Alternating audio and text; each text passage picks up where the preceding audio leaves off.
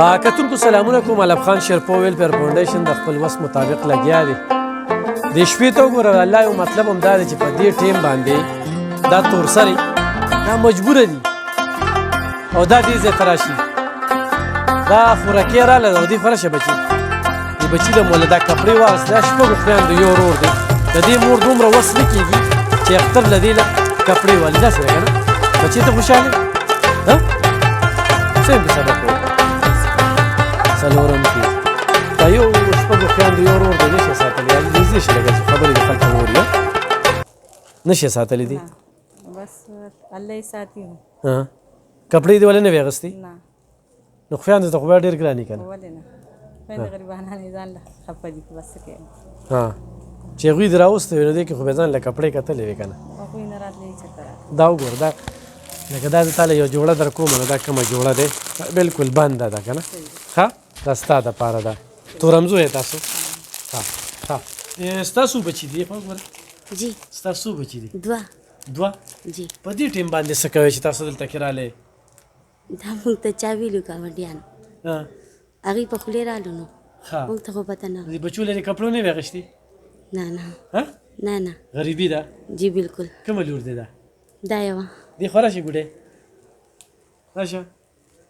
او دا سینډل شو دې ته وګورئ. دی ځان له سینډل خوښ کړل. دې ته وګورئ جي داسې سینډل دي. خوشحاله بچي او دغه جوړه ده. دا جوړه چې کومه ده که نه جوړه لکه دې خلکو ته وښایه که نه چې زه په دې شپې 10 بجې دا ناوخته ته زه یو ځای ته لاړم یو ماما له او ماما چې کوم دی نو زما اختر ښه که. خوشحاله په دې باندې چې بچی ته رسه میلاو شو؟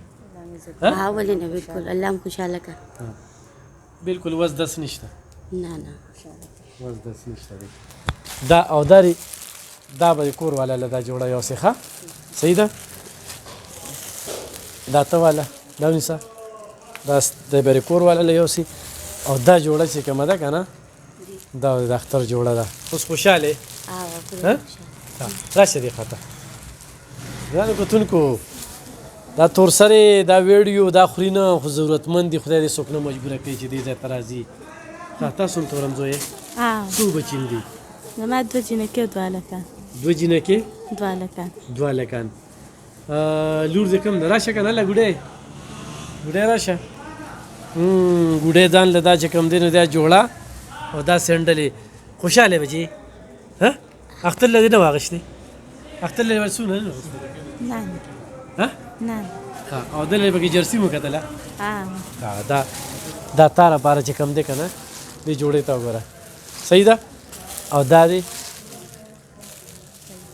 ګرانو کتونکو دا علب خان شیرپو ویلفیر فاونډیشن چې الحمدلله د الله په مهربانۍ سره او د تحریک په دغه سره چې کوم دی نو دا موږ دې خلکو ته دا نوې کپړې نوې پیزار دا انتخابي ضرورتمند خلکه خدای دې هېڅوک نه مجبوره کوي. خو دې خلکو پسې خنداګانې مه کوئ. په دې شپه چې موږ دې ته ناست یو سهار موږ 9 بجې شروع کړی د 9 بجې ما او زما ټیم چې کوم دی لګیا دي نو دا خدای پاک موږ له ثواب یو مقرره کړې ده.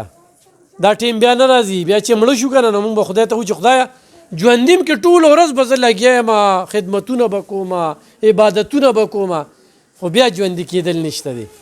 نو ښه دا ده چې کوم خلکو ته الله پاک مقرر کړې ده دا یوه شپه چې کومه ده دا پکې بله په دې روژه کې راغله نو پکار دا ده چې موږ د خپل رب نه معافي وغواړو. په کنځلو په تاویلو ماویلو په غیبت باندې موږ دا میاشت تېره کړه نو دې نه اجتناب وکړئ. په خپلو دعاګانو کې مې یاد ساتئ. مننه. خوشحاله اوسئ.